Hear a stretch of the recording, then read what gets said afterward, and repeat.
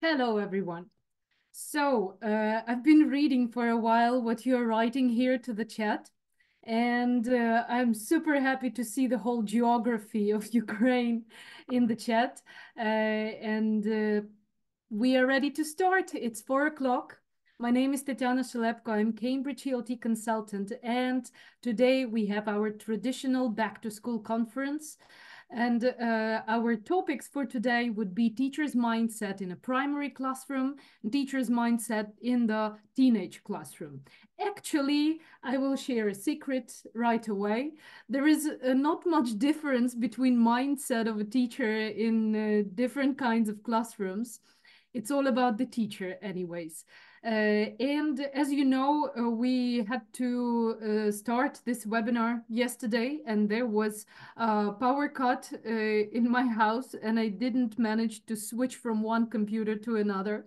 So if it happens today, it might be a little break at this moment for 2 minutes, and then I will switch.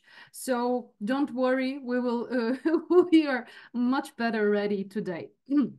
So uh, about our topic before we go to it, our traditional fun for back to school conferences. Yeah, wait a second. I will check what's going on in the chat because there are so many messages.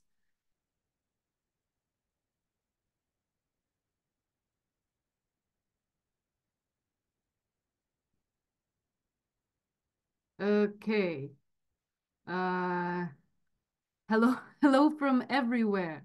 From Lutsk, from Kiev, from Cherkasy, from Lviv, Kharkiv, Odessa. Ah, great, wonderful. We have a beautiful group of different teachers with different cultural backgrounds. I will just tell you, I recently came back from Kharkiv, and I visited one of the diners there, and there was a traditional Ukrainian food restaurant, and they gave us.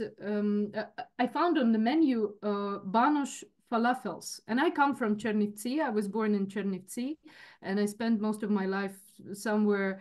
Not most anymore, but half of my life I spent near the mountains, and my grandmother used to make Banosh for me all the time. And there I find this Banosh falafels in Kharkiv.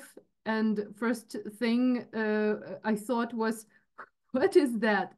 And then I realized that this is a wonderful idea of uniting Eastern and Western tradition, which is really great. It's very modern. So I'm super happy that all of you here represent all the parts of our country. And we all have the same aim to start our school year and to start it with inspiration, motivation, and to see where it goes, to do our best. So, before we go to the best, let's have a look what's coming soon.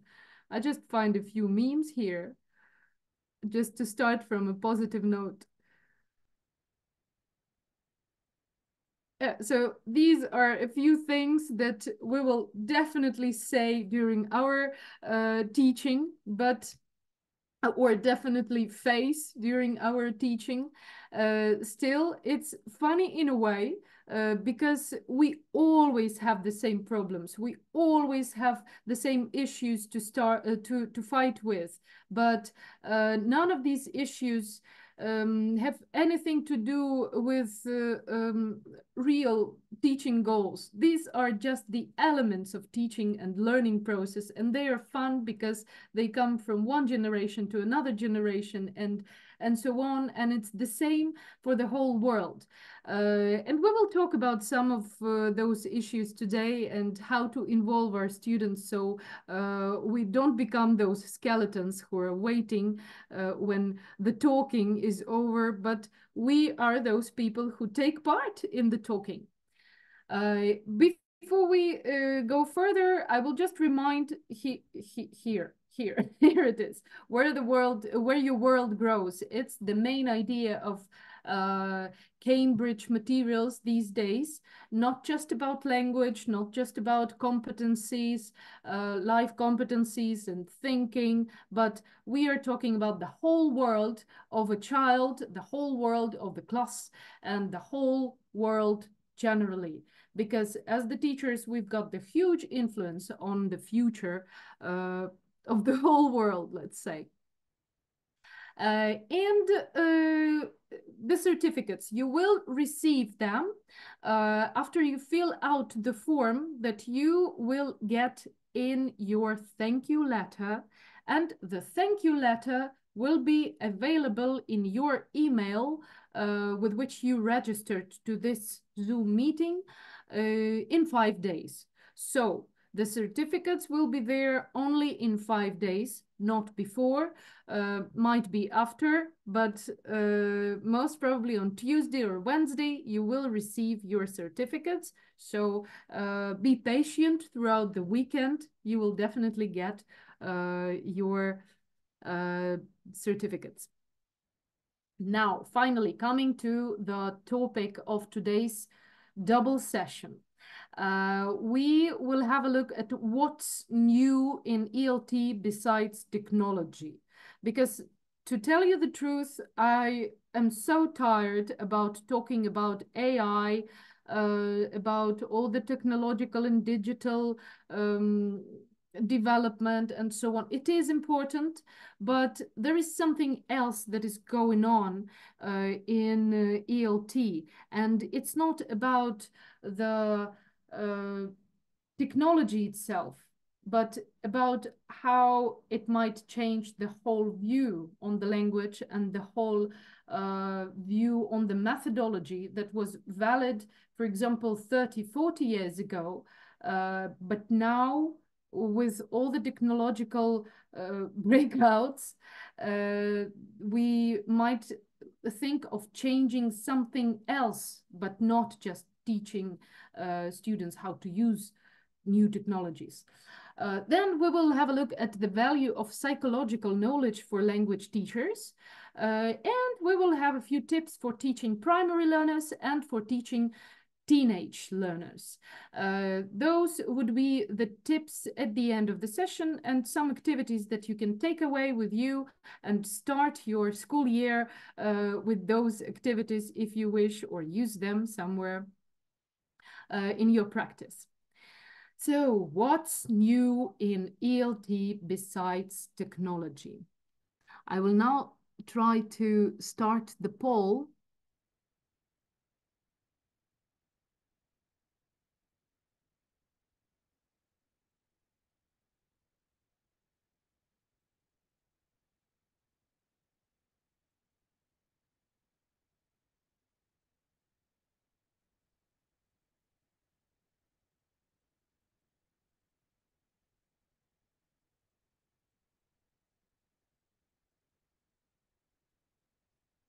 Just give me a second, I will turn on the poll.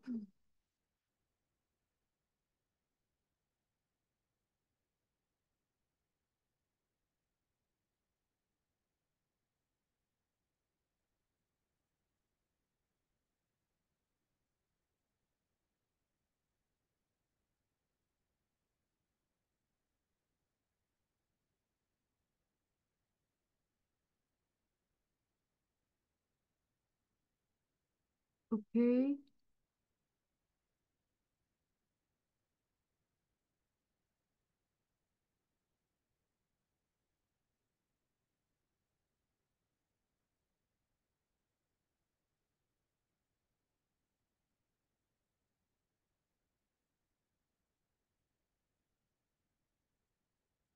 So just one more second.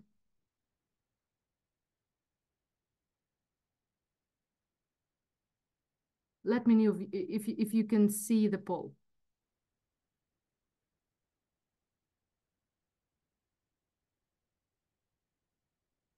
Not yet. Okay, excuse me for that.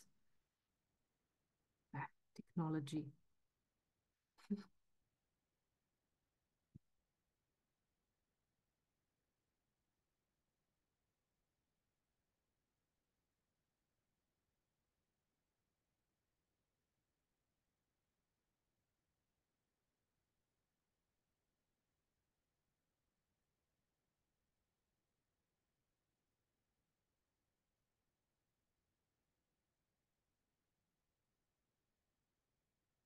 never rely on technology. This is this is why this is why we're talking about it now. And one more try. No, doesn't want to go.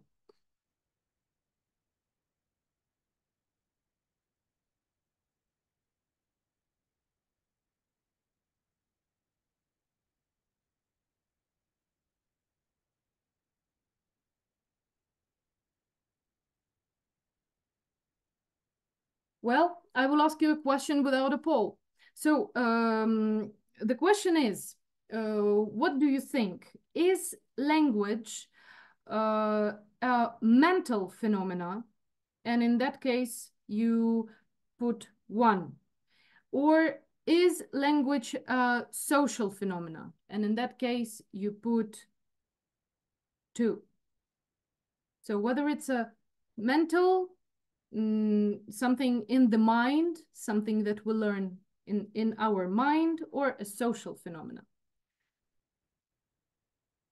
That was so easy to ask a question.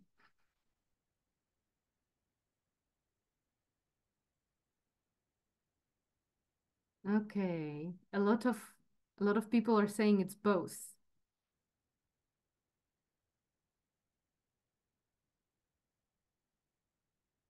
1 and 2, 1 and 2, and someone says it's just 1.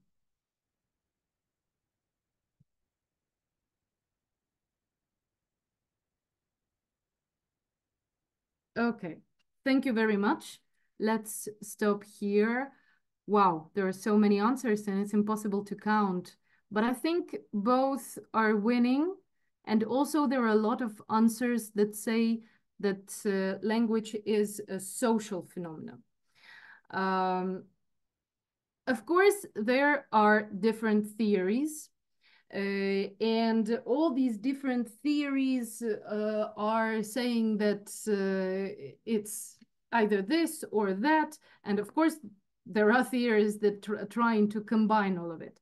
But if we look at the studies in 1970s, there was such a professor, Skomsky, who said that human brain is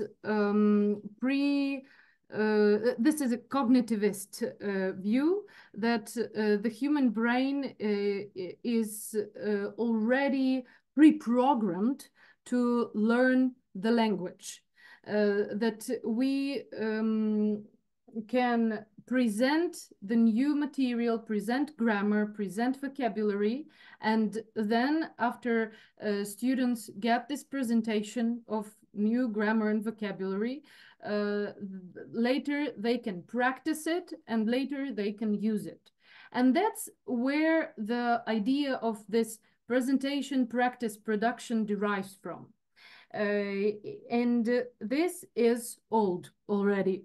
We maybe 10 years ago, we just started working with that in Ukraine, but it's already old. And then the new view appeared, and it was a social shift, a social turn, and as before, it was said that language is situated in the social context. Now they say that social context creates the language, because it's about the context, not about the amount of words and how they are connected to each other. But the new studies, such as, let me see here. The new studies such as social turn in second language acquisition or multilingual turn by Stephen May and David Block, they show that there is actually a huge turn. And you can see here that this is 2014. This is when this social turn started to prevail in the study. And why am I telling all this? Because we choose books, we choose materials, and then we teach with with those materials, but all of them are usually based on the studies that these scientists are holding. And now we need to understand that it is very difficult to apply old methods to the new materials, and of course it's impossible to apply old methods to the contemporary children and the new world that is coming up. So what is this social turn? The social turn means that there are more socially grounded studies of linguistics, and one is concerned with what goes on between people, the use of language, then what goes on inside their heads, the learning of language, is more important. What goes on between the people when they speak. So this shift blurs the distinction between language learning and the language use. So we cannot just say, here is the use of the language. Before the use of the language, you have to learn the language. And before you learn the language, you are blank paper, right? Then you come to the classroom, you learn, and then you go to the world and you use. This is something that was accurate for 70s, 80s for the methods. But now we see that this border between the use and the learning is not there anymore. When we, here I have this, not sure if getting better at teaching or lowering expectations. We can lower our expectations from the students, and this is important because they don't know anything about those methods and they don't really care. But for us, it is important not to know as many methods as possible, but to see what's appropriate for our students. And in that case, we can lower expectations from them. But we cannot ever lower our expectations from our teaching. That is the important part here. Yeah, if we think about this natural order, and this is what comes from this social turn, the natural order of learning the language. You can see here that this is the pre-established grammar syllabus, and this is functional syllabus. Grammar syllabus is something that is still very popular, and this is the easiest way to structure the language, to structure the programs, the learning materials, and so on, and to structure our lessons. We usually build the whole lesson around grammar and learning new grammar. And there is functional syllabus. For example, to be versus giving personal information. And this is about mindset. What do we teach to our students? Do we teach them to give personal information, or do we teach them to use the verb to be? In both cases, this would be both. But according to the way we set our goal would be the outcome in our students. And so here, prepositions of place, asking for directions. Present progressive, describing activities. Present simple, describing routines. Countables, uncountables, obtaining service. Past simple, narrating, and etc. In the first column, you can see something that we know very well, and it's there in our programs. In this column, we can see that there is the CLT, or Communicative Language Teaching Approach syllabus. And most of the materials, authentic materials, are now built around such kind of syllabus with a topic-based learning. So we have the topic, me and my family. Within this topic, we have the aim of the lesson, giving personal information, listening to personal information, talking about personal lives.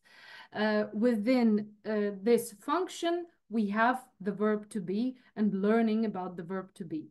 And what does it mean? It means that before we go to grammar, we start speaking a little bit. We listen to something, we notice it. We do not just present the verb to be and then go to real world.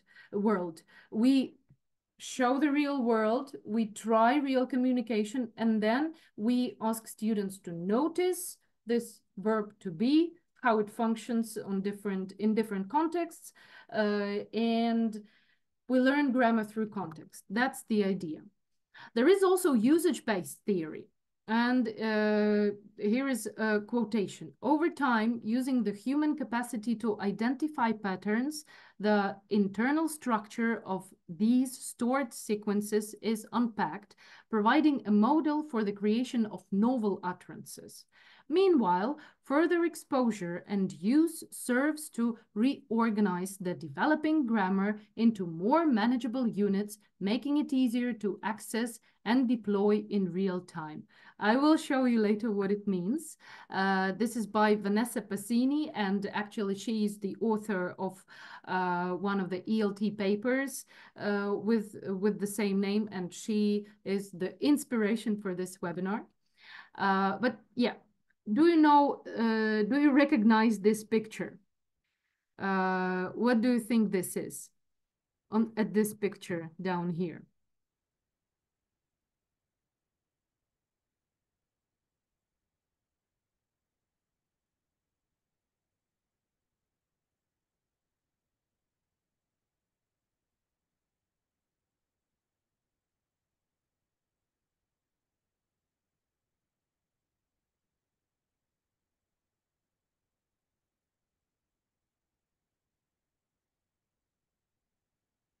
Okay, any other ideas? Where is it from? A dong, I think this is a song. Yeah, this is a song. This is a contraction, that's right. And this is a song. And here is another cover of this album by ABBA, Gimme. And if we look at this structure, gimme, this is a colloquial, not colloquial, this is an informal structure that students might hear a lot of times. And when they hear it, they might acquire it. So as long as they are exposed to high frequency of utterances beginning with gimme, and understand its meaning, and then they learn to appropriate prototypical utterances such as "give me the ball," and then "give me the bat," and then "give me something else." And then over time, students internalize this pattern, and they have this structure in their mind. There's verb plus the object with pronoun and sorry, object pronoun and actual object or noun phrase.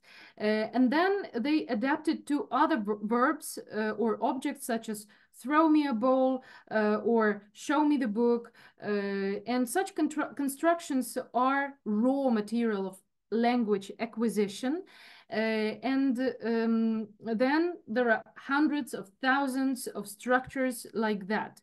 But the question here is, of course, does it, yeah, so we have here, give me, give me, give me, they can hear it in their first language. Then give me plus noun phrase, and then more structured, internalized system goes inside, and then it can be derived and delivered in the appropriate context. But yeah, does it work with the second language learning?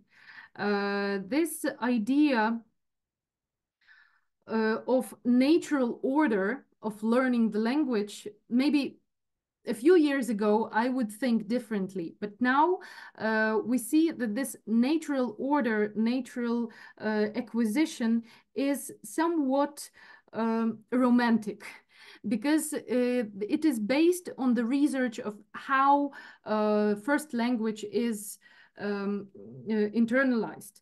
But then the first language can be quite an obstacle on using such a natural order learning in the second language, because students already have some kind of system in their heads. And then we ask them to put another system, and especially we can see that some of the constructions, some of the expressions we teach are easily learned when they're very new, and some of them become that the students are using something they are not taught, because they have this merging of different systems, first language and second language, in their minds. So when we think of usage-based theory practice, the one we've been talking about here, we need to understand that not to understand, we have these kind of strategies. So we adopt a more mixed syllabus, which means that we have a proper distinction between vocabulary, expressions or chunks of the language, and grammar, but at the same time it's all merged. We do not teach everything at once, but we do not separate grammar from vocabulary from the expressions. We try to see how it can be taught together. And for that, we usually have different types of lessons. The first lesson goes with vocabulary. The second lesson goes with language use or grammar lessons. Then it's all put together with a song, for example, if we're talking about the primary students. Then from the song, we go to some more grammar or vocabulary, and then we try to put it into a system with a story and with CLIL lessons, with project work, and so on. So this would be the mixed syllabus.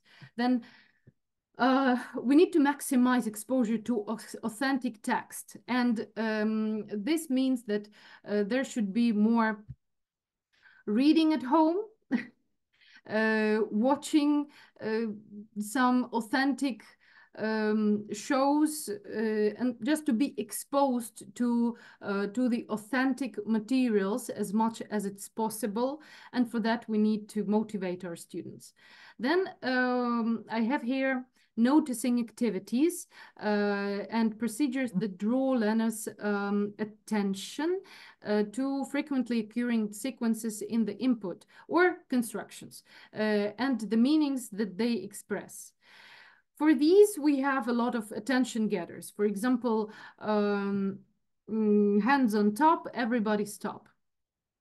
Or others, 1, 2, 3, eyes on me, really ready to listen, ready to learn, things like that, that students learn as expressions. They need to see how these expressions work after they internalize them.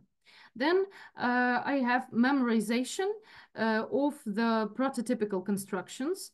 And for that, we can use role plays and just for the dialogues, or even have the whole play.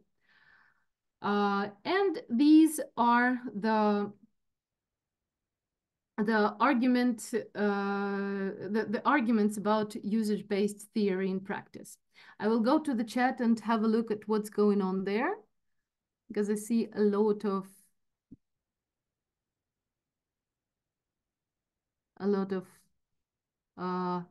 maybe questions or comments, so I will go check.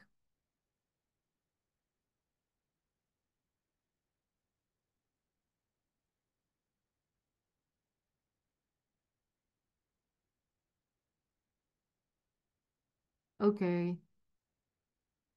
I didn't really get what happened because there are too many messages, but if you have any specific questions, we will have some time to ask and answer at the end of the session. And I might omit something important because I can't check the chat all the time. But yeah, at the end, I will be happy to answer anything or to comment on anything. Okay, second language socialization. This is the next part. We were talking about usage-based theories. Now we will talk about second language socialization. Here we have different approaches to talk about utterances and different perspectives. For example, how do you do can be looked at through the perspective, through the linguistic perspective. And how do you do from the linguistic perspective is a WH question, present simple, second person singular. Then social linguistic. This is a formal greeting in response to how do you do. Psycholinguistic, it's a formalic utterance remembered, stored, and retrieved as a whole. It can also be called a cognitive perspective. And depending on the perspective we use to look at the language, we see how we should build our work in the classroom. And if, as I was mentioning before, if in 1970s we were mostly looking at the language from the social linguistic perspective, and we still do that a lot, we are mostly working with attention, with motivation, with the aptitude, with memorization and imagination, and so on with the language. And now what the new studies are trying to tell us that it's time to switch for social linguistic utterances, for social linguistic perspective. And for example, the same give me the ball thing. Can you tell me what could be the context of such an expression?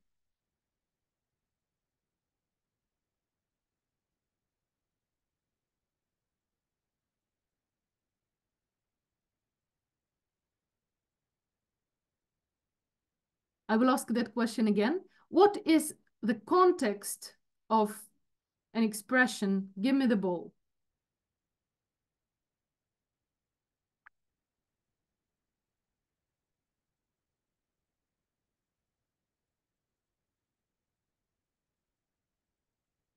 Okay, I can see a game,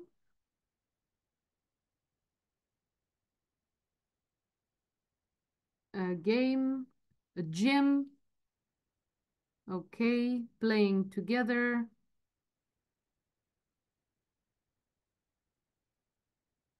Yeah, this is what it is. A conversation about sports, it's also refers to the context. Those who were writing, asking for help, imperative, and these things, that's about language function, right? And it is so, it is imperative, it is asking for help, but this is about language function. And if we talk about sports activity, it depends what kind of sports activity it is.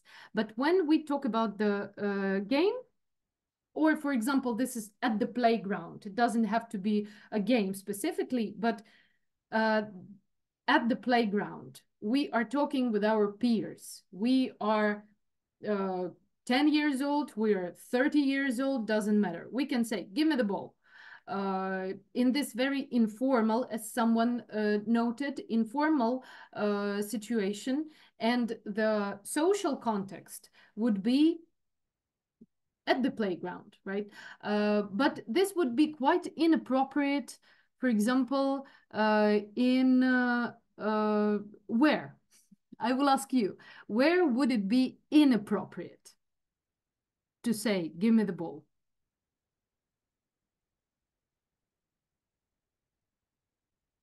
In a shop, in a cafe, exactly. In a cafe, definitely inappropriate. But yeah, in a shop, if we go shopping and we need to buy a ball, we wouldn't say, give me the ball.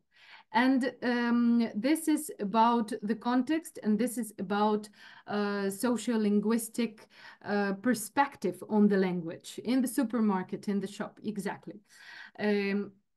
So the same expression, give me the ball, or could you please hand me that ball? This is different. This could be more or less formal, but this is about where we are and who we are talking to. And this is how we manage the register. And if we think about it as learning the language, this would be a communicative competency, an item from communicative competency, which comes from communicative language teaching, or CLT approach. And this communicative competency was the creation of social linguistic studies. And what they say that the rules themselves, the rules of the use of the language, without which the rules of grammar, we need to know the rules of the context, the rules of the use, without which the rules of grammar would be useless. That's the expression, right? So we might know how to say something grammatically correct, but if at the playground, in a very informal situation, we say, could you please hand me the ball? That would be quite inappropriate. This is something for a shop, right? It goes vice versa as well. So if we are talking about this communicative approach, yeah, this is about the context. And here comes another problem. How do we assess the language? How do we assess this communicative competency? And what is communicative competency? If we yeah, the key to understanding language in the context is to start not with the language, but with the context. And also, starting with the context means adopting an ecological approach to language learning, viewing it as a process of adaptation and integration into a speech community, whether real, virtual, or imagined. So communicative competency, it's not about speaking well, it's not about knowing, mastering the language proficiency together with the interactive proficiency. But the main idea of communicative competency is the ability to integrate into a speech community. And it might be understandable when we talk about, for example, refugee kids, who try very natural strategies to fit into a community. They learn first big things first, they leave details for later. They try to sound like a native speaker. They try to act like a native speaker. They try to get the mannerism of the speech. And only then they work on the details, which is to be the language proficiency. And that, if we take this approach completely as it is first of all impossible in many teaching contexts, such as a Ukrainian school, where we don't need to fit into some other language community. We are not native speakers. And very important part here is that communicative competency can do statements were made as if the student is to become a native speaker, which is not really our aim. So fitting into a speech community, it doesn't have to be real. It can be imagined. It can be not through the real world communication, but through cultural communication. But we are here. We here should be very careful with the identity of the students, right? And that's why yeah, language learning is socially situated, socially motivated, and socially constructed. This is what social linguistic theories say. And language socialization is less about mastering a pre-specified checklist of linguistic items and more about using language and language-related behaviors strategically. This is something we can partly do at our lessons, but we cannot be proficient in that. So to master this, what can we do? We need to understand that learning context is our social space, and we cannot make it and model it from imaginary world, from idealistic world. Learning context is already our social space.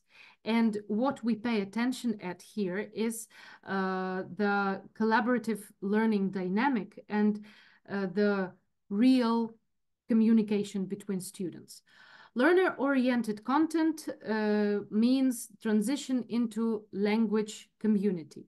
So we put the learner in the center of all of it, and our imaginary community, which is English-speaking community, is some group of people that is not really identified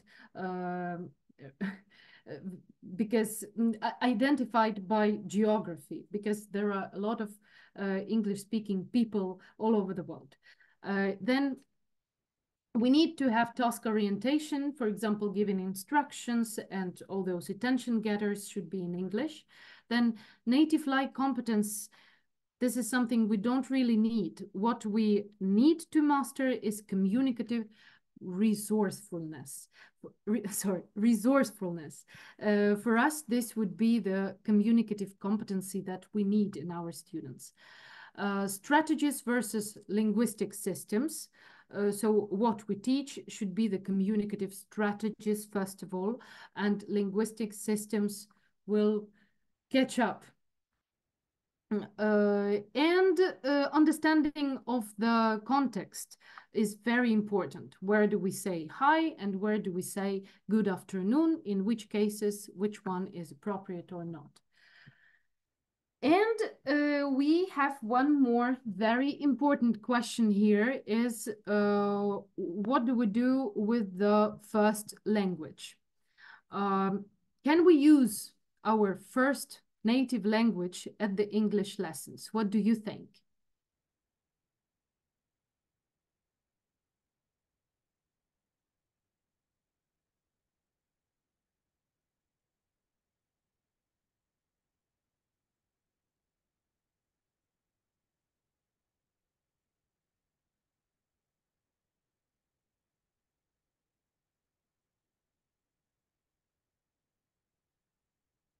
Okay, I'm happy to see more yeses than nos. When it's appropriate, a little bit, yes, 80-20%, interesting. Games at school, when necessary, better no, sometimes. Okay, thank you very much. Very different answers. And I will now say something that I would never have told you maybe even 1 year ago or 2 years ago. But recent research studies have shown how the use of the student's own language is not just unavoidable, it is unavoidable, but beneficial to their learning of foreign languages. Maybe a year ago, when I was still teaching acting in English, I had this very important rule: no other language than English. Only English is used in the classroom. And I saw really great results because of that. Students had to paraphrase to explain something. They had to talk outside the classroom, even in the corridors of the school. They had to speak only English when they make tea, when they talk about their day, and so on and so on. But in the corridor, it was okay. But inside the classroom, when there were moments when they don't understand something, and we spend a lot of time trying to explain, this was quite stressful. And using mother tongue has very strong arguments according to this new study. First, the affective argument, and it shows us that, just give me a second. Levine is the name of the scientist who had this research in 2003, and what he said was that students feel more motivated and less stressed out when they can use their mother tongue at the lessons.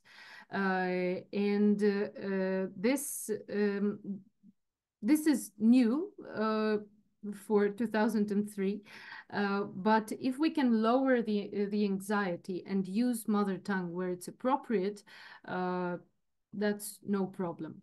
Then the psycholinguistic argument, another thing. When we have a concept of something in our head, for example, here, imagine a sofa. I think I did that exercise before, but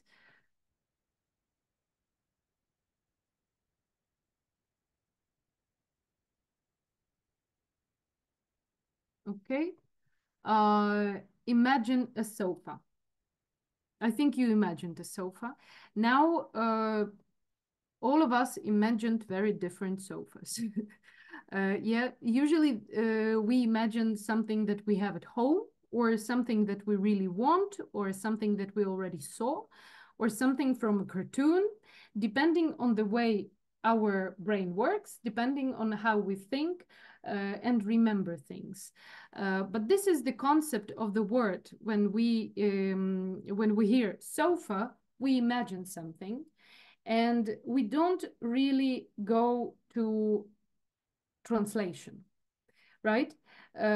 First connection with the sofa would be our image in our head. It doesn't really apply to abstract things, but to something specific, we have this image. About something abstract, we have the feeling.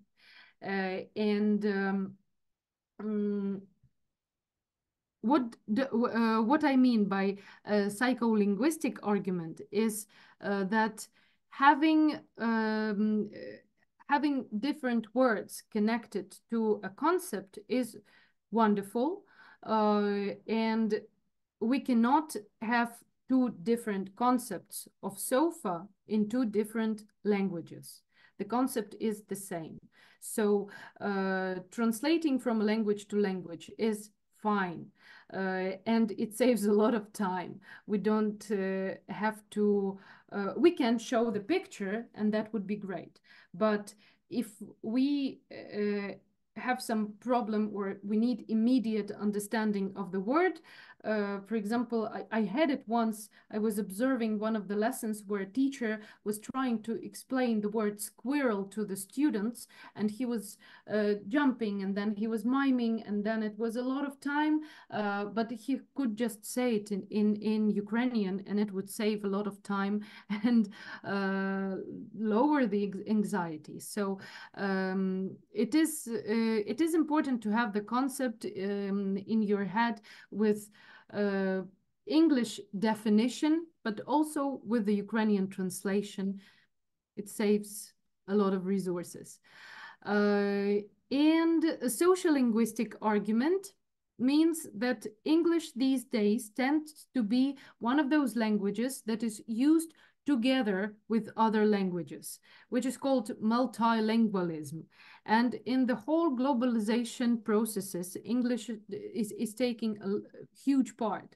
We can see that in the IT sphere, we can see that in media, we can see a lot of anglicisms in our language, which is sometimes good, sometimes not really good. But we can see how languages are communicating between each other, and this is again unavoidable process. And since the globalization is happening, this would be the case. English will be more and more used together with other languages. And there is a pedagogical argument. Can you describe me this final picture with the sun and clouds? Can you tell me in Ukrainian, what is the weather?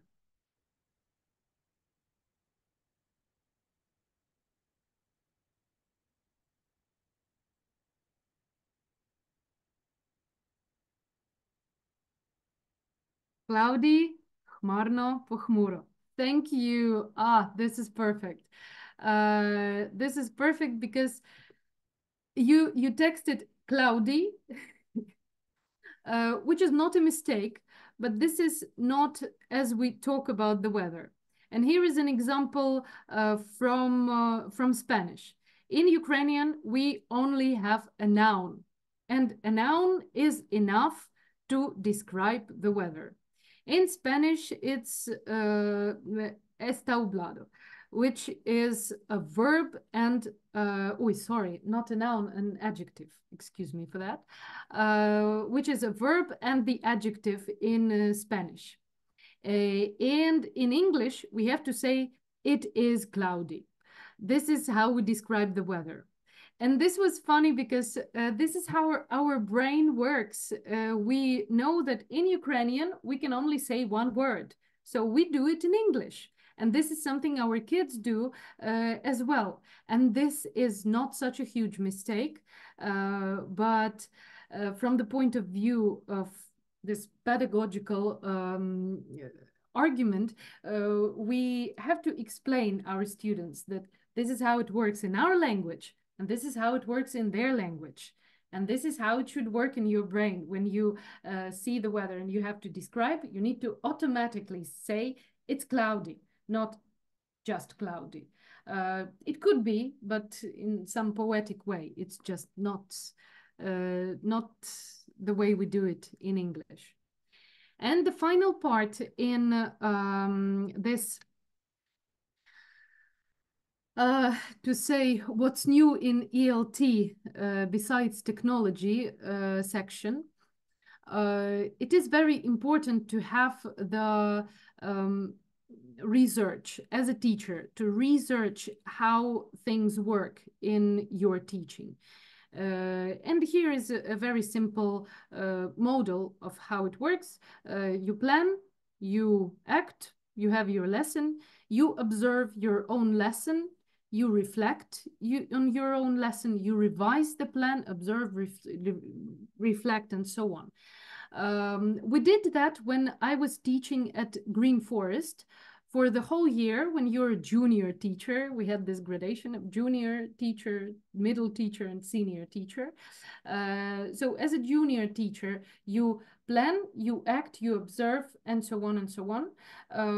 And you do revise your plans all the time, and you can observe how your teaching develops and how it grows and what was wrong, what was right. So for the lesson plans, I always had tick boxes, which I was ticking, like I did this, I didn't do that, I did it well, I did it not very well, and I was writing a plan of how to improve. And this is something I'm constantly coming back to. For example, even for the webinars, I go through this plan, like what worked well, what didn't work, what I should have said, what I shouldn't have said. And of course, I always find something new, what can be improved or communicated better. If you research your work and observe your own work all the time, this might be really helpful. And this is something that actually started not very long ago. Teachers started doing that with the whole system. I think in 90s with the CEFR creation and CELTA development. So as of now, I am done with the first part. I think we will have a 5 minutes break, and we will come back to the teenagers, to the tips, and to the fun part of the webinar. We will have a little look at the value of psychological knowledge, but all the activities will be in the second part. We are almost done with the theory. See you in 5 minutes.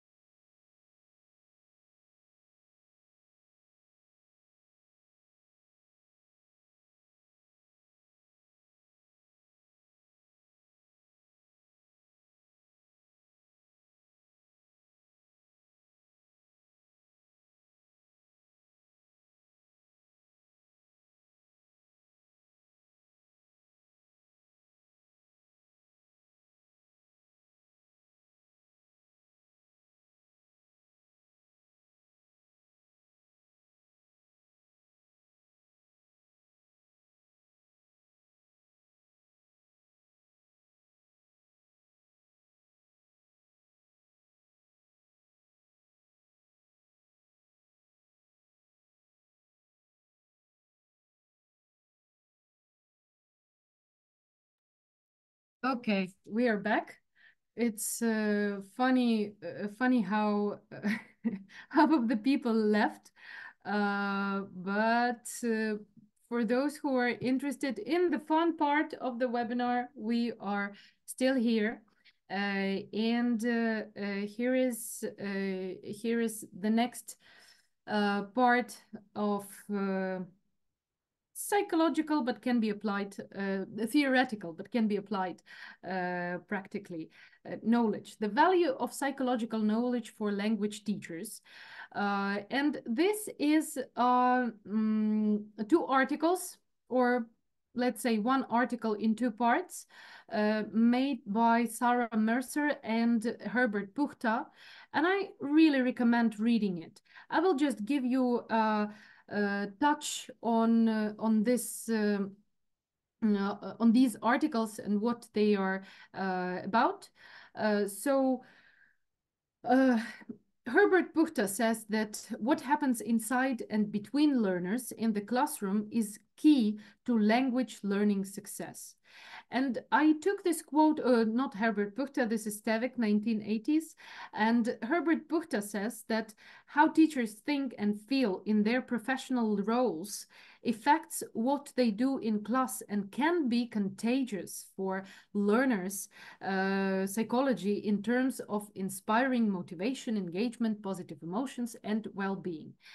This is Herbert Puchta. And if we look at these two quotations, they relate to what we were talking about, social linguistic approach, and about the fact that communication is not about the language, not about the speaking festival, but about building a strong community where learners feel free to express themselves and speak and so on. And of course, we start with the teacher's well-being.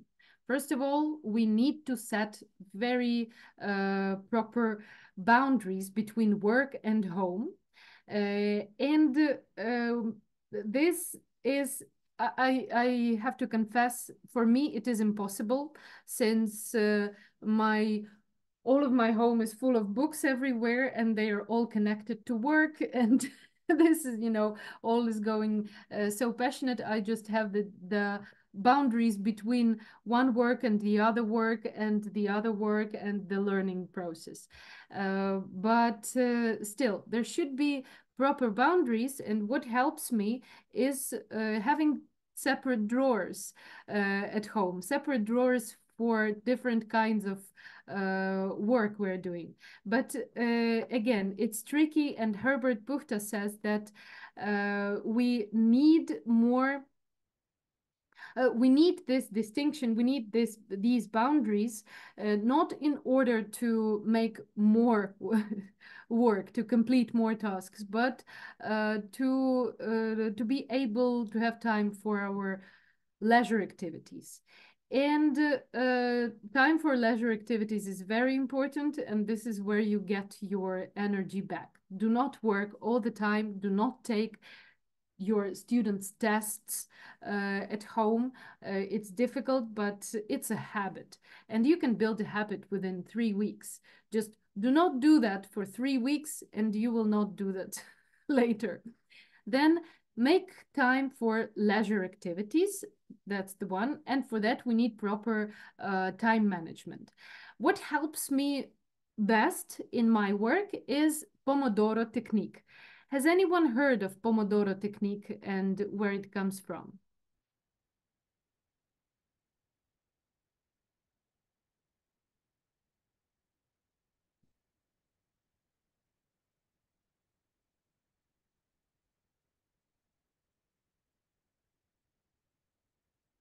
Huh?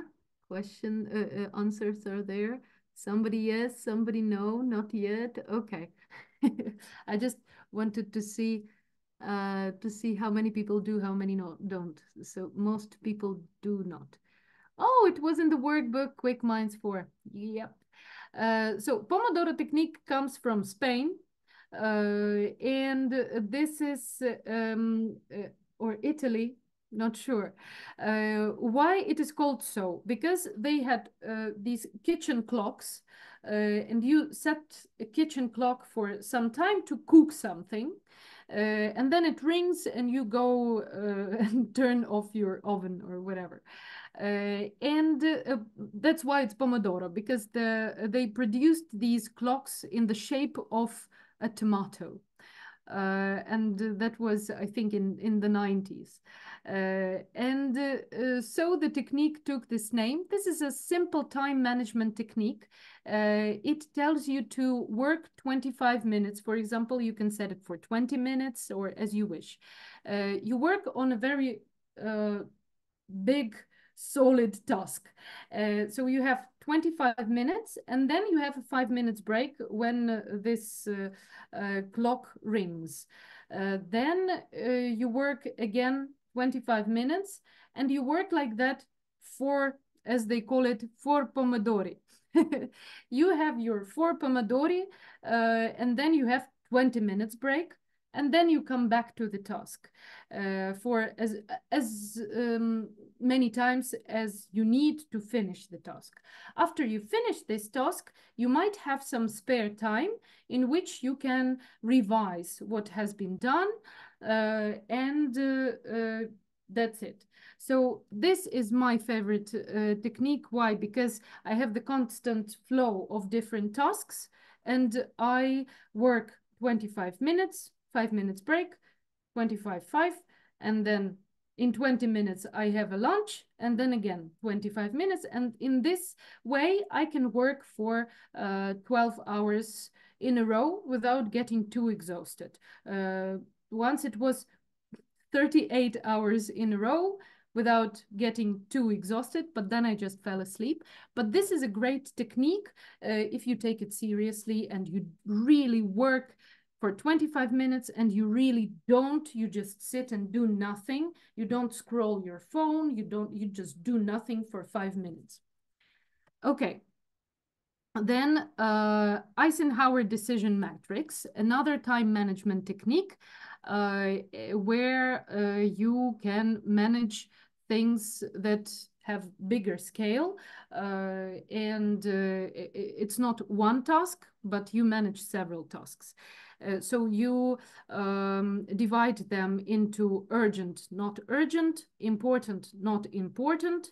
If you have a list of tasks and you see what you can do right now, what you can schedule for later, what you can delegate, and if the task is not important and not urgent, you just delete this task. Very often, if we do not prioritize things, this is more about prioritization. If we do not prioritize, we might start with some unimportant tasks which are not even urgent and can be deleted from our schedule, but we still do them because we have them on the list. And the time boxing technique. This is a project management technique where you have different boxes for different things. After you prioritized everything with this Eisenhower decision matrix, then you box your time slots. You fill your time slots with different meetings and things like that. This is, I think, the most widespread project management tool, and you can read about it a bit longer. We do not spend time on it today. But this is the best thing if you plan something else except for your teaching. You have something else and you can put time slots for your personal life as well. Okay. This is about teachers' well-being. Now we go to language learners' self-beliefs. The second part of this article by Herbert Puchta and Sarah Mercer say that we need to move learners towards a growth mindset. And this is one of the quotes that Herbert Puchta uses a lot in his seminars and webinars. Whether you think you can or you can't, you are right. So it's about your mindset. You can do it and you can't do it. It's the same thing. You are the same right as long as you think it and do it or do not do it.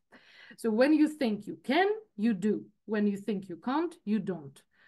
So it's better to think that you can and to build this growth mindset for your students as well. Developing self-regulation strategies and using feedback. And usually when we talk about using feedback, it's not just grading our students and telling them, great job, well done, try better, or things like that. But we give them explicit feedback on, in this particular activity, I really enjoyed the way you were communicating to each other. I saw how you exchanged your opinions and that you listen to, and so on. So be more detailed in your feedback with the students so they understand what exactly works well, why they have this well done sign, why they have the star or whatever they receive from you. And group dynamics. Group dynamics are about activities that help you grow, build and grow the group relationships. And it's about everyone knowing their role in the group. And again, you can read more about it in the article itself. I will include it in your materials pack, which you will receive after the webinar. And now we are up to tips for teaching primary learners. A few tips for the lessons. This one is called finger play, and it's not very much about social linguistic approach. It's more about total physical response, but also about relations and about relationships with each other in the classroom and setting the positive atmosphere. So this activity goes like this. You have a song and you have your students with fingers here. You might draw pictures. You don't have to do it. It's just just for motor skills, to work on your students' motor skills. And you know that motor skills always switch on your brain right away. When you work with your hands, those who play piano, those who have very precise work with their fingers, they actually are out of the risk of Alzheimer. And this is, the study says so, because there is this connection between motor skills and our brain cells freshness. So the song goes like this: mother and father standing tall, and you ask students to put out the first and the index and the middle finger first. So mother and father standing tall. We have it like this. And you ask your students to put your thumb in the palm of your hand. So you model, I don't know whether you can see me well because here is the sun here. You model this with your hands. You make fists like this, and then mother and father standing tall. Then we have brother is big, and this is the ring finger that students have to put out. Brother is big, and this is a challenge. Okay, so we have brother is big, then sister is small, like this. Yeah, brother is big, sister is small. And the last one we have, where is the baby? Wah, wah, wah. I hear him call, or I hear her call. And that's where you put out your thumb. So this is something you teach your students, and then you can go together with the rhyme and to check whether they have their proper finger activity together with the language, and this will help them um, to combine movement and language and to get involved. Another one is about, again, relationships between your students in the classroom. And this is, I call it friendly song. It goes like this. Misty, Misty, do you remember who is Misty from Super Minds or Quick Minds if you were working with this book? Which one is Misty?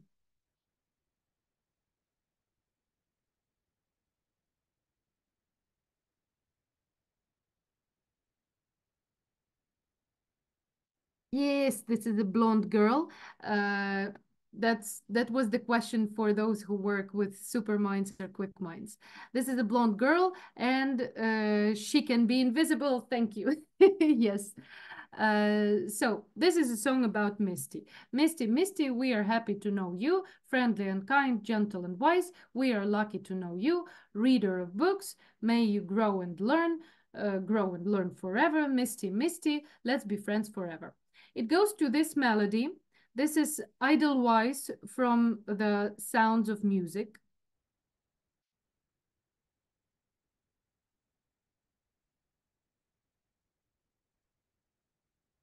So we will continue with this melody.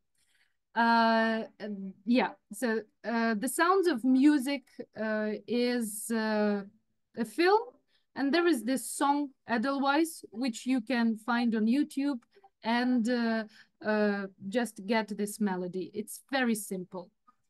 Goes like this.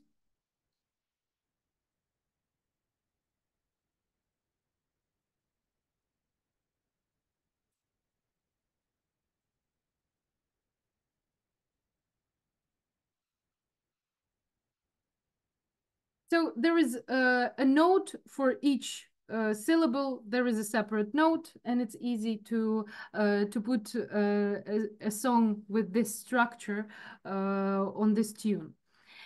But yeah, this is a song about Misty. But our task is to work on the relationships in the classroom. So we ask students to think of other adjectives to describe our friends. And we can choose someone in the class and say, okay, so now let's find different adjectives, let's find different activities, and now let's make up a song about Sasha. And we have Sasha, Sasha, we are happy to know you. And then choose adjectives. Tall and sweet, kind and polite. We are lucky to know you. Then we choose what Sasha does. Maybe he learns English very well. Maybe he plays tennis or football. Maybe he watches birds in his free time. And we substitute reader of books, for example, with watcher of birds. May you grow and learn forever. Then we have Sasha, Sasha, let's be friends forever. Yeah, that's a funny song, but they will be happy to sing about someone. And you can use this activity several times throughout different lessons and have it as an icebreaker. Okay, so today we have a song about Sasha. Then tomorrow we have a song about someone else. And this will motivate students to come and listen to the song about themselves. And you have the whole set of different adjectives. Maybe they will find out some other adjectives that are not from the lesson and will be happy to to sing a new song. Okay, now, Senkei. Does anyone know what is Senkei? It's written here, but it sounds like Senkei.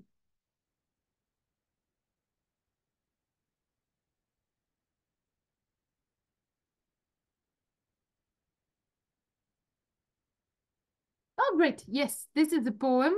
This is a very simple poem. It originally was inspired by Japanese haiku and tanka poetry, but then French made it into a cinquain, and the whole idea is that there are 5 lines. So cinquain comes from 5.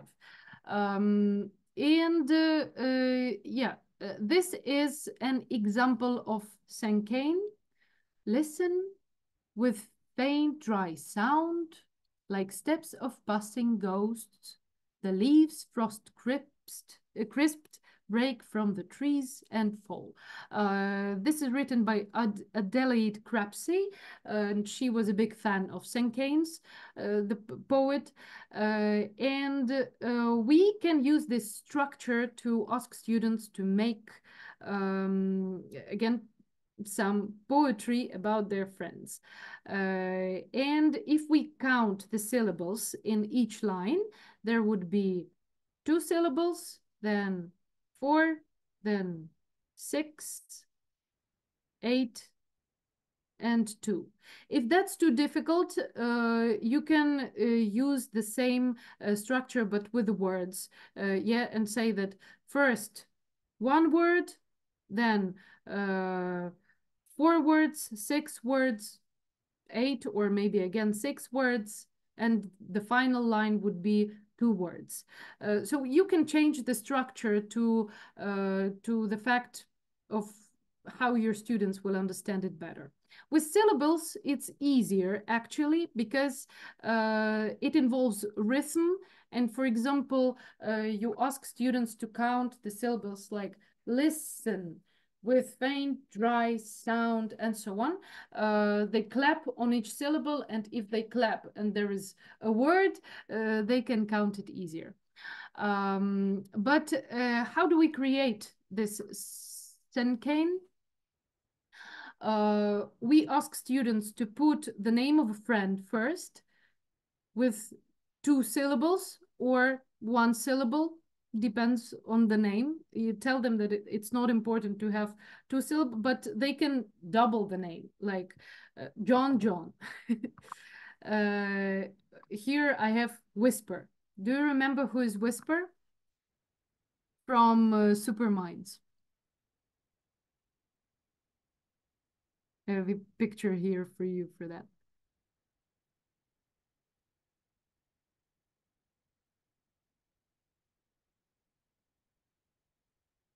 Anyone who is Whisper? Yeah, the one who talks to animals.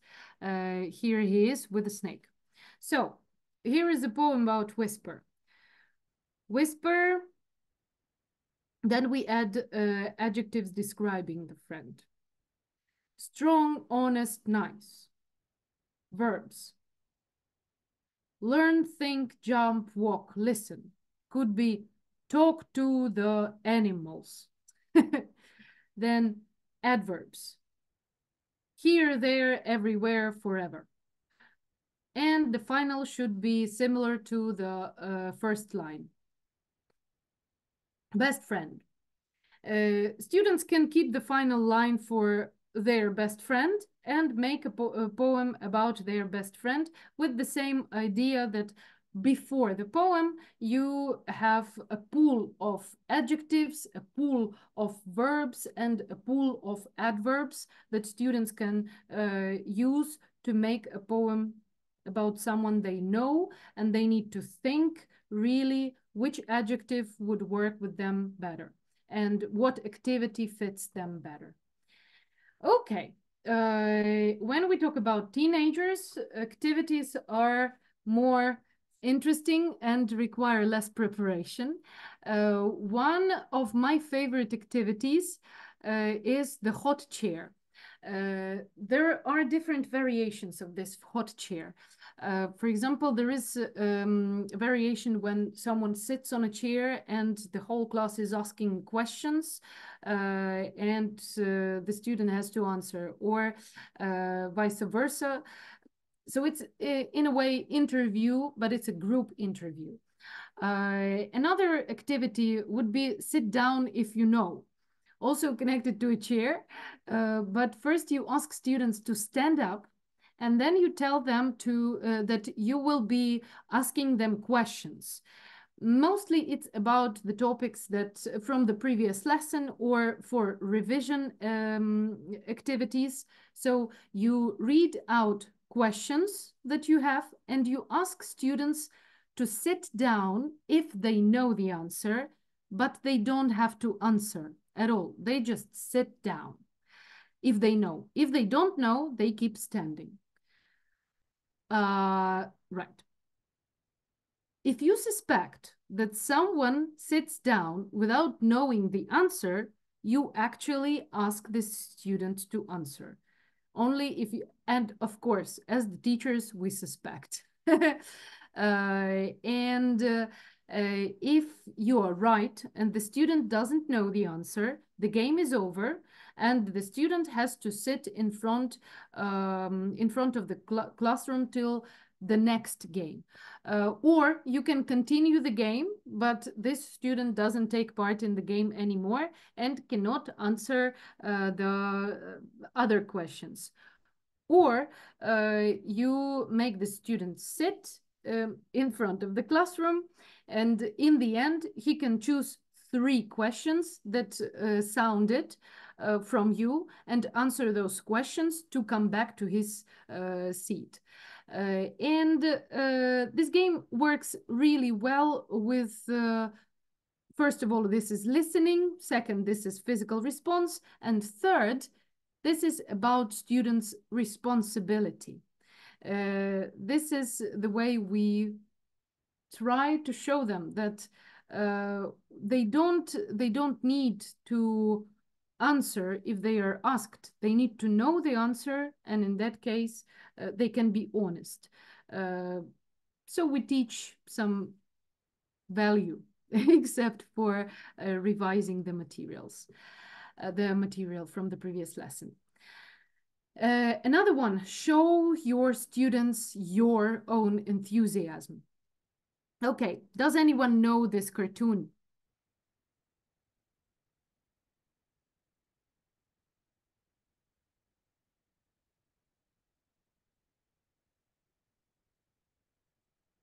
It sounds offensive. It does a little bit, but it works with it works well if you try it. If you don't make it if you don't highlight, yeah, the alienation. Okay, Gravity Falls, yay! There are people who know this cartoon. This is my favorite cartoon. I remember when the first season was out. I think it was 2011. 2011. I started watching it and I was waiting for each episode for maybe 2 weeks. There was one episode in 2 weeks, and there were a lot of episodes in the first season and then the second season. And I spent like 3 years expecting for the next episode and the next episode. And of course, I watched it in English because the language was quite simple. First, it was out in English, and only then it was translated. So I couldn't wait. I watched everything in English, and then I rewatched the whole first and second season afterwards, and then I rewatch it every year and every time when I'm sick, because this is the best cartoon ever. And I loved it so much. And at the time I was teaching teenagers who were 10, 11 years old, and and I was still watching this cartoon when I was teaching those kids, and I was talking about it a lot. And I didn't make anyone watch it. I was just talking about it. I had stickers on my laptop. I had stickers on my notebooks. And they got so interested that one of the students became actually a cartoon maker now. Now he's 22 and he actually makes cartoons.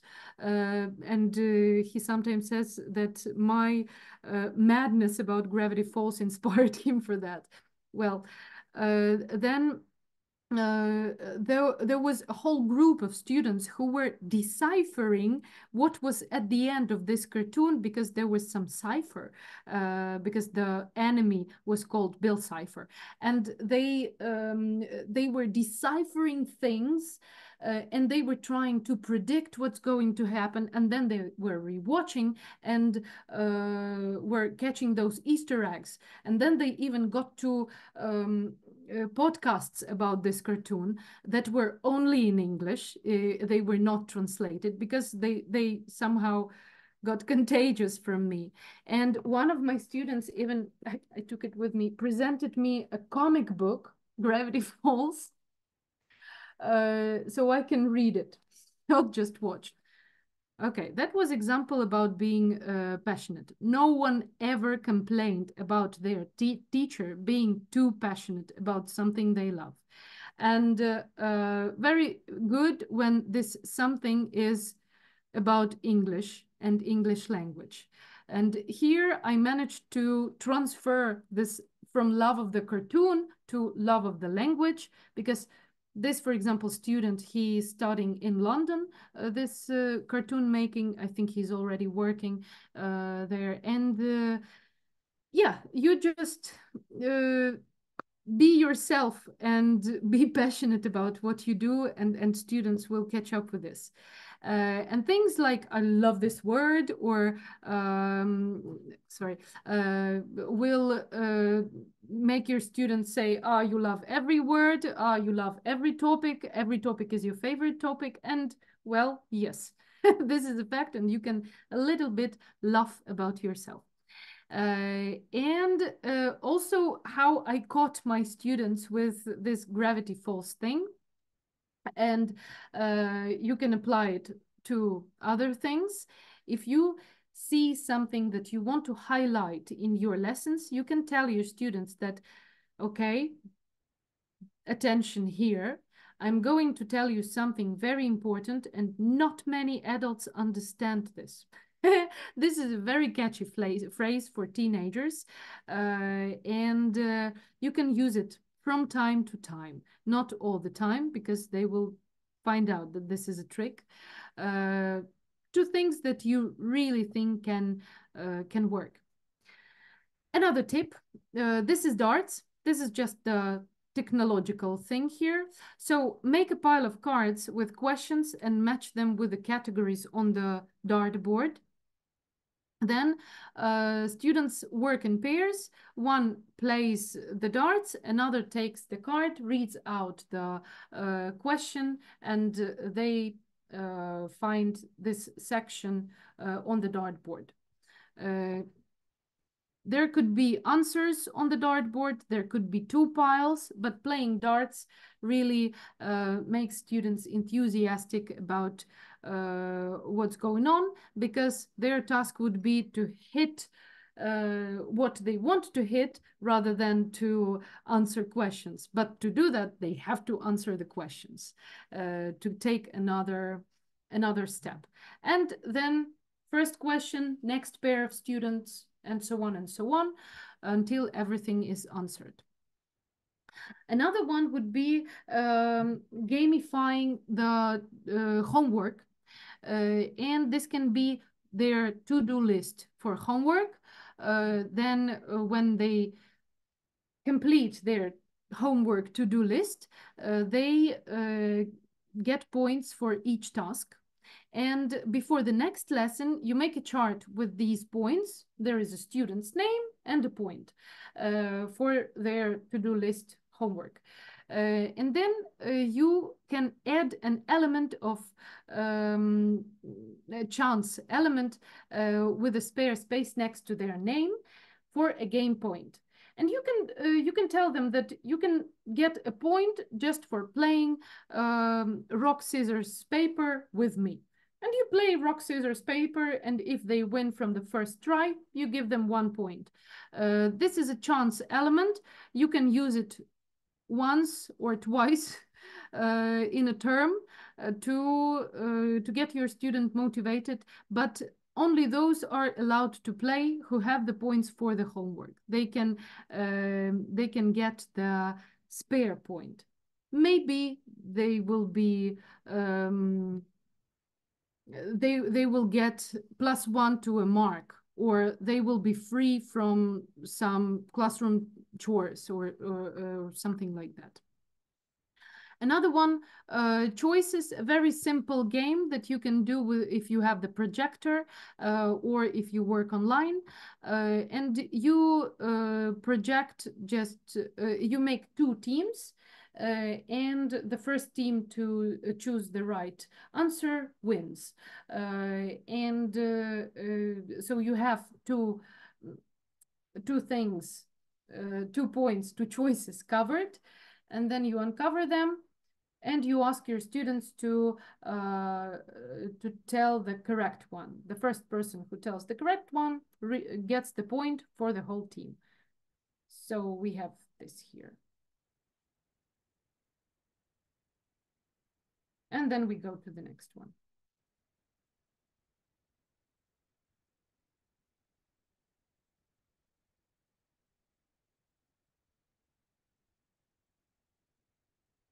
Okay. I will just show you the video with the I think the most motivating course for teenagers, and we will get back to the webinar. Have you ever wondered what the world will be like in 50 years' time? Think Second Edition challenges teens to think big in English.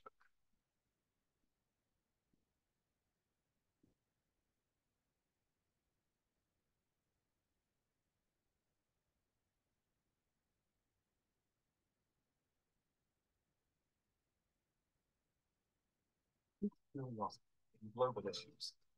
Can you believe what you read in the news?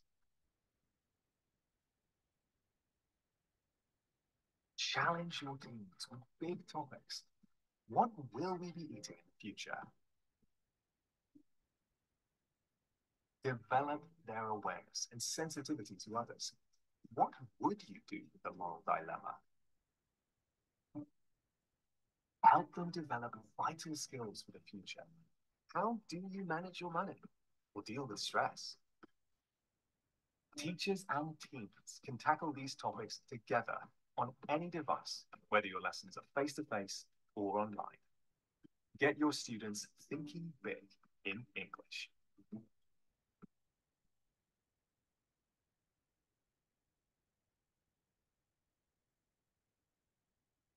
Okay. So from the webinar, I will ask you uh, to go and have your uh, Friday Flag Day, and then the weekend and Independence Day with the questions. How should I rethink communication? What is communication for me? Do I pay enough attention to psychological knowledge? And what else should I learn? How do I manage my time and lessons? Is there enough of everything in my time and lessons? Which activity from the webinar will I try with the students in the first 2 weeks? And the last question I will ask you to answer to right now.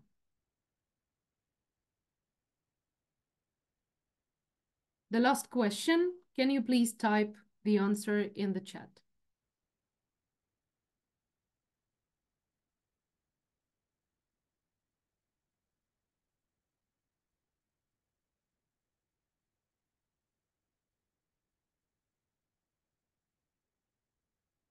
Wow, people like hot seat. That's great. Pomodoro technique, yes. Join me in this vegetable adventure. Okay.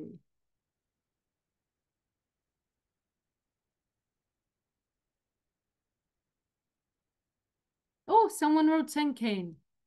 Thank you. I spent a lot of time on that slide.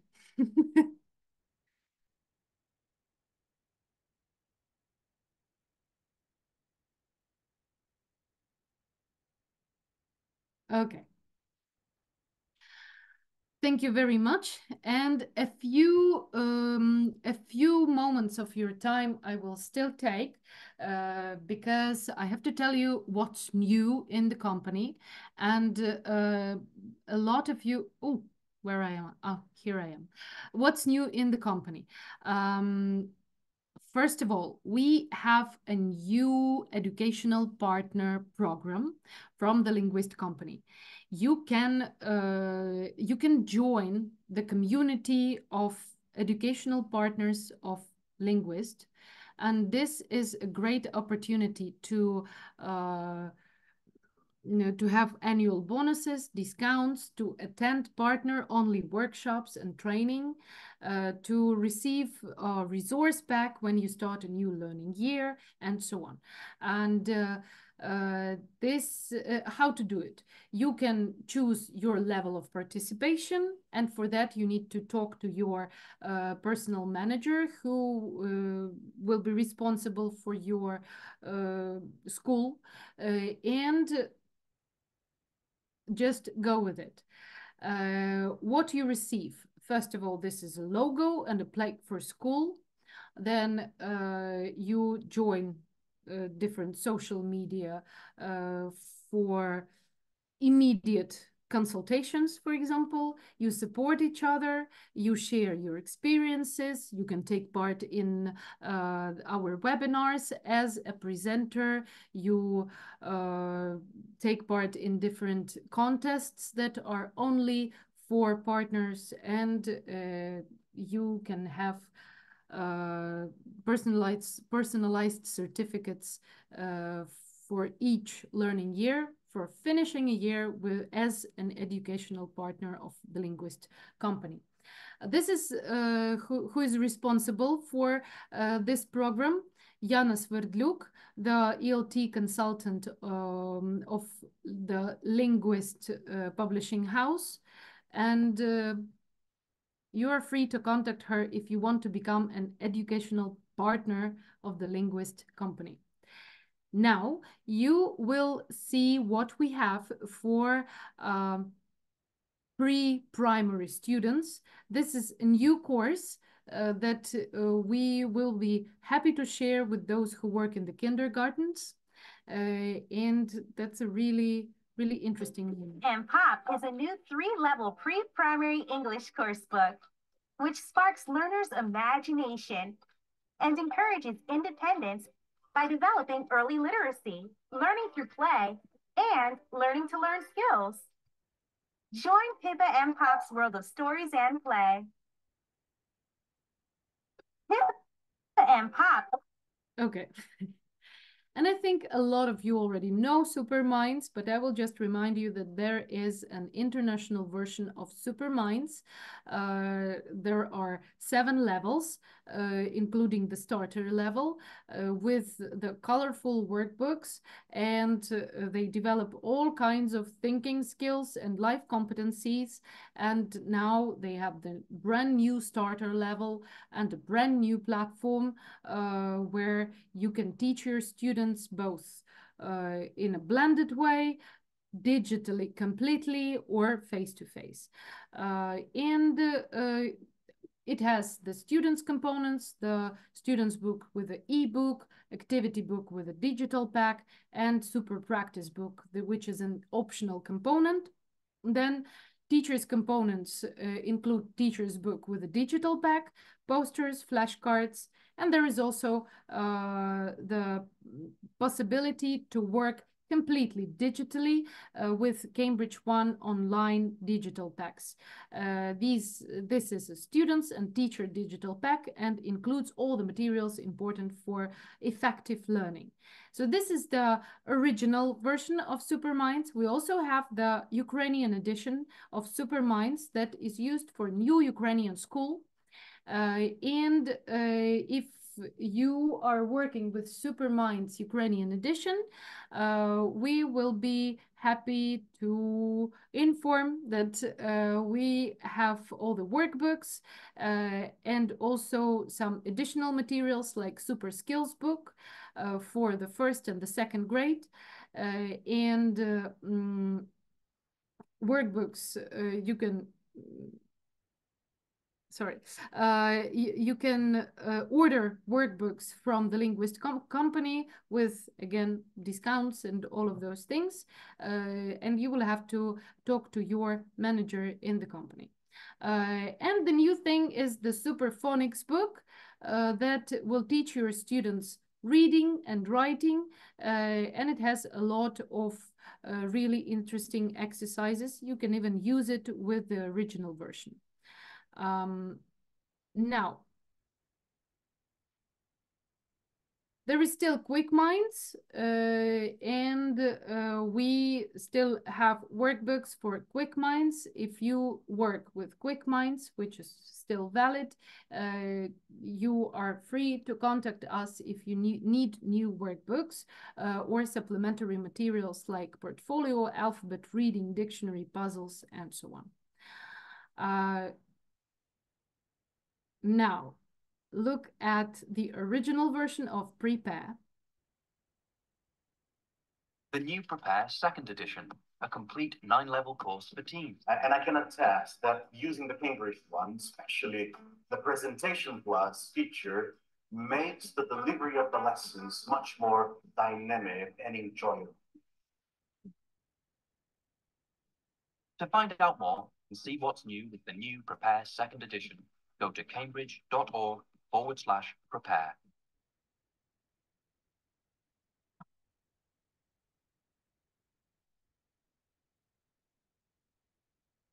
Okay, and we have the Ukrainian edition, which is moving forward to the 8th grade. And now a lot of students are working in the 5th and 6th and 7th grade. And what you can do if you get 20 plus Prepare workbooks, you will get a free teacher's book for that. Yeah. It only applies to the original workbooks that have the produced by the Linguist company, and we have those for the 5th, 6th, 7th grade. And not only workbooks, there are also grammar books, and these are grammar topics that cover all the 20 units from the Prepare students book, and we now have the new edition for the 7th grade, which is tips for starting grammar. Really great ones and really inspiring to use English and to use the correct grammar in real life. Then we have test books with a set of tests for each unit and different levels of the test, standard and advanced.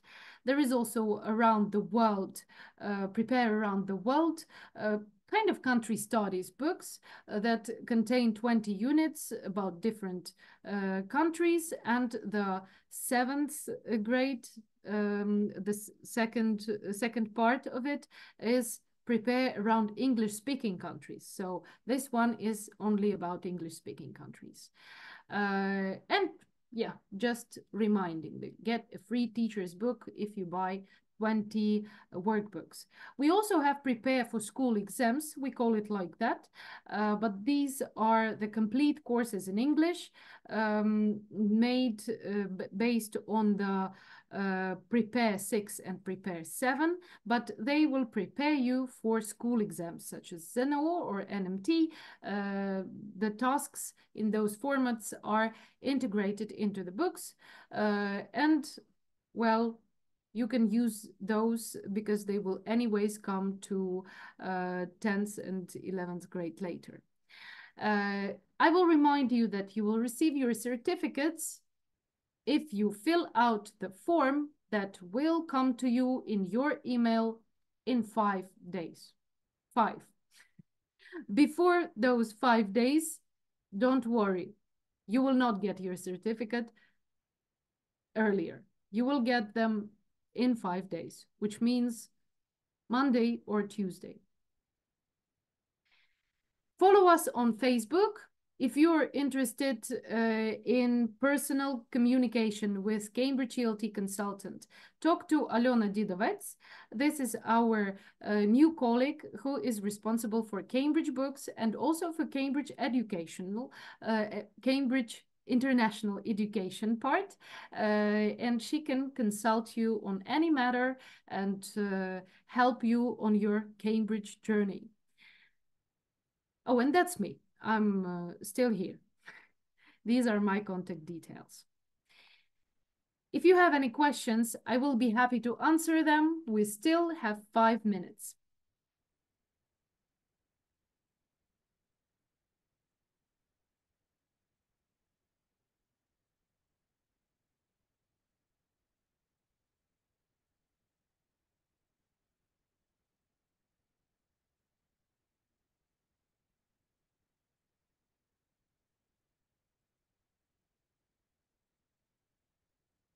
Okay, I have a lot of thank yous. I don't see the questions yet.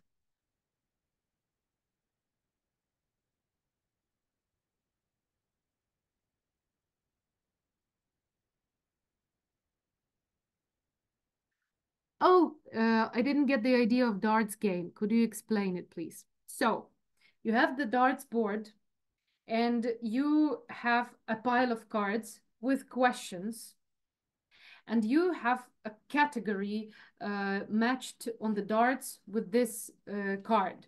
For example, you hit some number and then you get a card.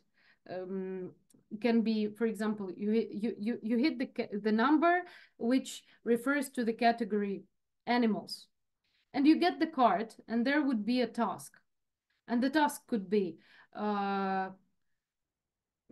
translate the word, or tell me, describe a tiger, or tell me where the kangaroo lives, or anything else on this topic. So you can choose the categories. This is very much a revision game, or it could be the game for the start to revise what was already learned in the previous year. And you can remake it. It might be not in such a complicated way. You can just have a number on the darts that is matching to a specific card, and there is just one question. Yeah, so you hit 9, you find 9 in the pile, and you read the question. And then if you answer that question, the student who was playing the darts, he gives away the darts, and the next one goes, and the next one goes.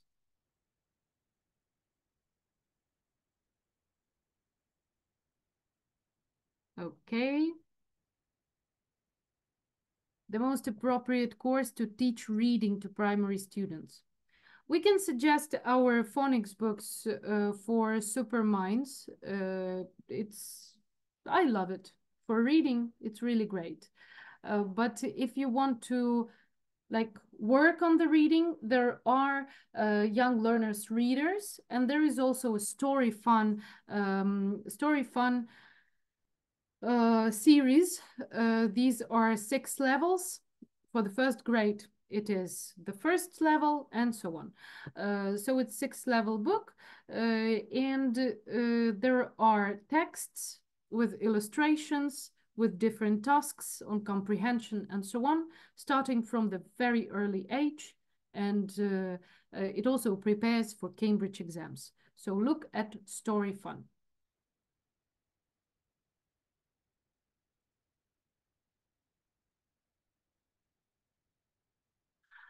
You can go to our website, linguist.ua, and find all the prices of all the books there.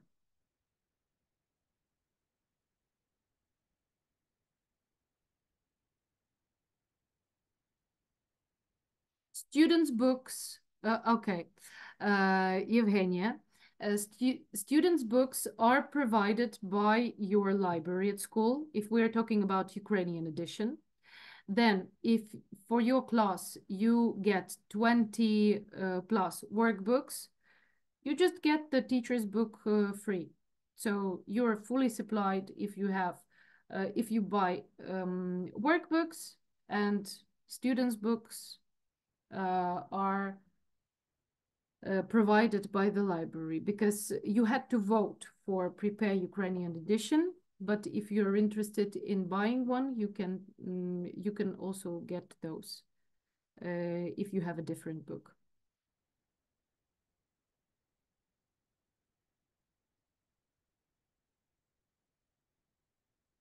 If they hit bingo, they get a spare point and one more chance to play the game.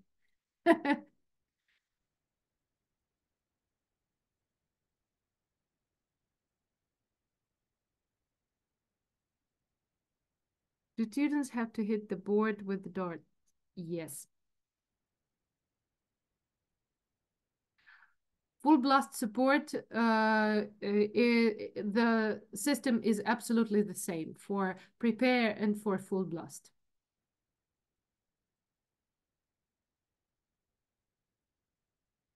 Name animals in danger. Wow, that's advanced level.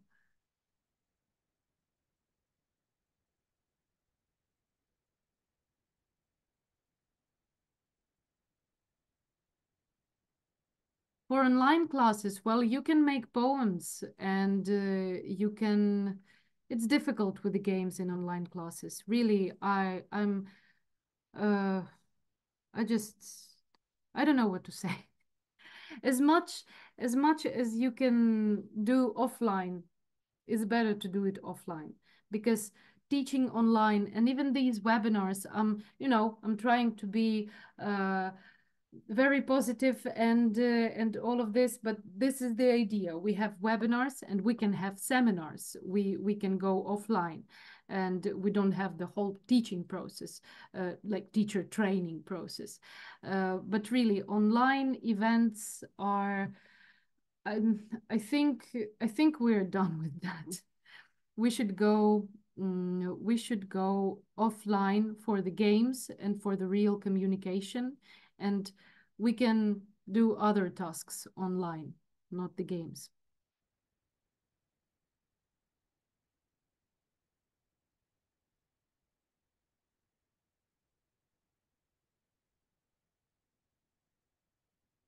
How much does the lab cost? I don't know what exactly you mean here. What is lab?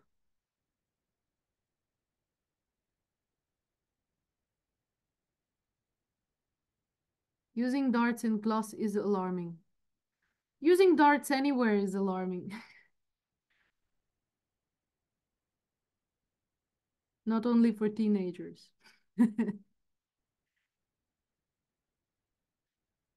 With no opportunity for offline lessons. Well, what can I tell you now, since this is the end of the webinar? I can suggest watching our webinars from the previous school year. I had the whole series of using artificial intelligence, using digital products, making project work, doing project work online, using Miro boards, using different tools for managing your studying online, and how there is even a webinar on how to work on the total physical response online. So there are possibilities. Of course, they are not so cool as offline, but they are just different. And you can watch the webinar recordings on these topics. If you text me, you can see the address here. Just ask me that question in the email, and I will answer you with the links to those webinars. I do have offline free seminars. They are all free, and if you're in Kyiv, we can arrange that. Again, text me about it to my email.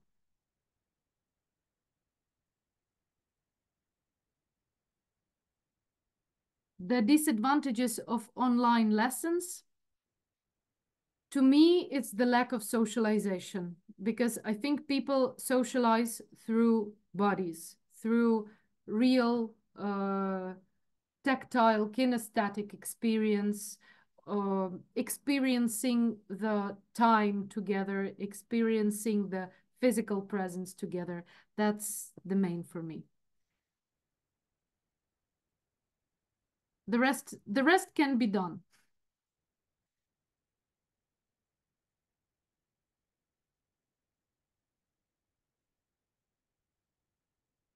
Sticky balls. Not darts, but well, can be done like that. I played it with my students, and there is a risk, there is a challenge, and well, they were responsible enough not to throw those to each other.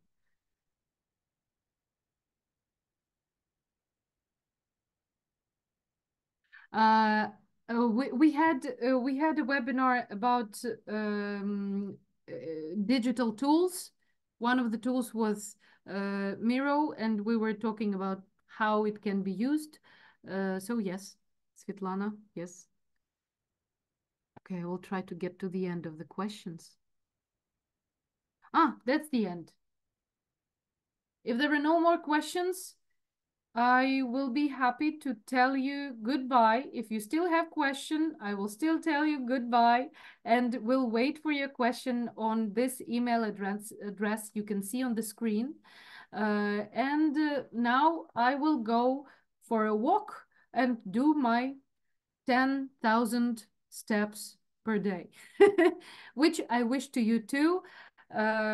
Stay tuned, follow our news, and I'm very thankful for your kind words you are sending all the time at the webinars. And I'm thankful that you are here with us in this wonderful community from all over Ukraine. And I'm happy that you are still involved in professional development. And that's the only reason I'm still working on this, is you, the teachers. Thank you very much, and have a great weekend.